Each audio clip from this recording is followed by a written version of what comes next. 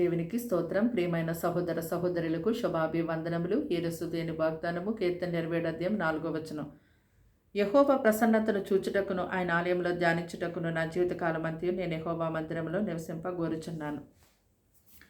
చూడండి, వారమునకు ఒక్కసారి దేవుని మందిరానికి వెళ్ళడానికి కొందరికి విసుగు, కోపము, బద్ధకం ఏదో వంక చెబుతుంటారు.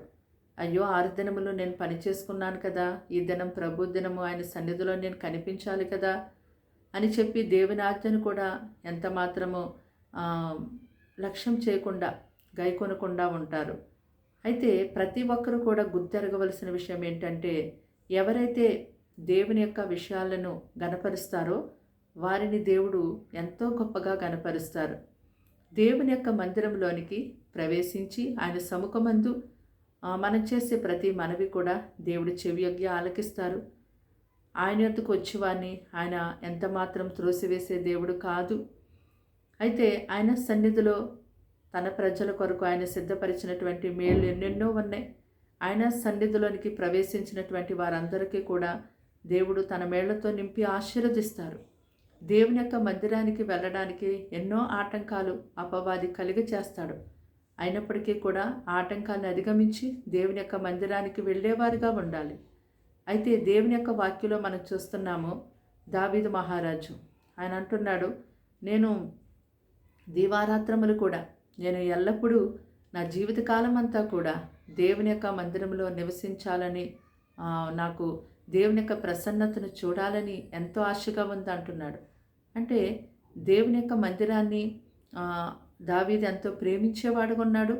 దేవుని యొక్క మందిరంలోకి వెళ్తే ఎలా ఉంటుందో అతడు అనుభవించాడు కాబట్టి, అది తెలుసుకున్నాడు కాబట్టి, దేవుని యొక్క మందిరంలో నా జీవితకాలం అంతా కూడా నేను నివసిస్తే ఎంత బాగుండు, ఆయన యొక్క ప్రసన్నతను చూస్తూ ఆయన ధ్యానించుకుంటూ నా జీవితకాలం అంతా ఆయన సన్నిధిలోనే గడిపేస్తే అది ఎంతో ఆనందమని అంటూ ఉన్నాడు.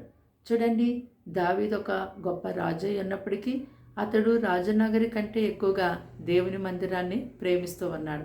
అలాగునని మరి మీ ఇంటికంటే, మీరు కలిగి ఉన్నటువంటి వాటికంటే ఎక్కువగా దేవుని మందిరాన్ని ప్రేమించేవారిగా ఉండాలి. దేవుని యొక్క మందిరానికి మానక వెళ్ళాలి. వారానికి ఒకసారే కాదు, వీలు కుదిరినప్పుడల్లా కూడా దేవుని యొక్క మందిరంలో అడుగుపెట్టినప్పుడు, ఆయన మందిరంలోకి వెళ్ళినప్పుడు అది ఎంతో మనకి దీవెన, ఆశీర్వాదం. ప్రార్థన.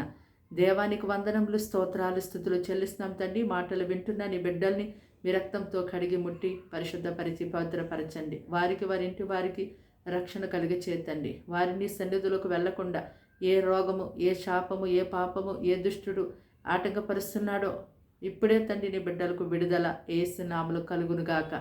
తండ్రి, ఎన్ని ఆటంకాలు వచ్చినప్పటికీ ఆటంకాలను బట్టి ఆగిపోకుండా నీ మందిరానికి వెళ్ళాలని ఒక తృష్ణ, దాహము దావీదు వలె ఒక ఆశను వారిలో కలిగించేయండి ప్రభా. ఇదిగో వారు ఒక్కరే కాదు, వారి కుటుంబంతో సహా నీ మందిరంలోకి వెళ్ళడానికి కృప చూపించండి అయ్యా. వారిని, వారి ఇంటి వారిని ఈ దినమంతా ఎంతో ఆశీర్వదించండి. వారమంతా నీ సన్నిధి వారికి తోడుగా ఉంచండి. కీడు శోధనాపల్ని తప్పించండి. వారిని సన్నిధిలో ప్రవేశించి ఏమైతే ప్రార్థించి వేడుకుంటున్నారో ఆ ప్రతి ప్రార్థనకి జవాబు దాయిచ్యమని, దీవించి కాపాడమని. ఎవరు నాయన ప్రభా అయా ఉద్యోగాల కొరకు, వివాహాల కొరకు, సంతానం కొరకు, వేటి కొరకైతే ఎదురు చూస్తున్నారో ఆ కార్యములను ఏ బిడ్డల పట్ల జరిగించమని, దీవించి కాపాడమని, కీడు శోధన పని తప్పించమని యేసు నామములో అడిగి వేడుకుంటున్నాం తండ్రి. ఆమేన్.